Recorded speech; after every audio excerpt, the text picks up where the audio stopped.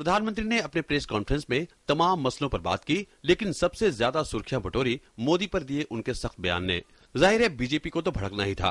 नरेंद्र मोदी ने अपने शासनकाल में गुजरात स्टेट को डेवलपमेंट के मामले में इस हिंदुस्तान के एक मॉडल स्टेट के रूप में गुजरात को खड़ा करने का काम किया है। और उस व्यक्ति के संबंध में यह कहना कि उनके प्राइम मिनिस्टर बनने से यह देश बर्बाद हो जाएगा, यह बहुत ही हास्यास्पद उनका यह बयान है। भ्रष्टाचार के मसले पर पीएम ने अपनी सरकार का बचाव किया तो इस पर बीजेपी ने मनमोहन सिंह पर निशाना साधा। तीनों मापदंड ले लिए जाएं किसी भी शासन के कि जिसमें बेरोजगारी भी है, बढ़ती हुई कीमतें भी हैं और भ्रष्टाचार भी है, तो सरकार तो पूर्ण रूप से फिर विफल रही।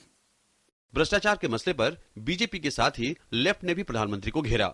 Most of these corruption scams have emerged in the UPA2 regime, and that is something that they have to own up, that this is what has happened, and take action against those who have been found guilty, instead of shielding. कभी BJP की सहयोगी रही JDU ने भी प्रधानमंत्री पर हमला करने में कोई कोर कसर नहीं छोड़ी। जो हालत उनके कार्यकाल में हुई है, देश बहुत पीछे गया है। आम आदमी पार्टी ने पीएम के बहाने पर कांग्रेस पर निशाना साधा और आगाह किया कि जनता 2014 में फैसला करेगी। आखिरी 4 महीनों में इस तरह की बातें सुनने के लिए तत्पर नहीं है। प्रधानमंत्री कुछ भी भाषा बोले, देश अपना वर्डिक्ट तय कर चुका है, अपना जनादेश तय कर चुका है। हालांकि प्रधानमंत्री को साथ मिला यूपीए के सहयोगी दलों का।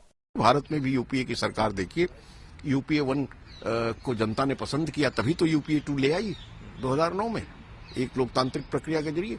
और जैसा कि प्रधानमंत्री ने कहा है, यूपीए 3 भी आएगा 2014 में। पीएम ने अर्थव्यवस्था के मसले पर सरकार की पीठ ठोकी, लेकिन जानकार प्रधानमंत्री की बातों से पूरी तरह सहमत नहीं हैं। इकोनॉमिक पॉलिसी में अगर डिसीजन मेकिंग और पॉलिसी की डायरेक्शन ठीक रहे तो देश का भला होगा। पीएम ने तमाम मसलों पर राय तो दी, लेकिन विपक्ष को यह रास नहीं आ रहा है। लेकिन उनकी बातों पर असल फैसला तो लोकसभा चुनाव में जनता करेगी। Bureau report, DD news.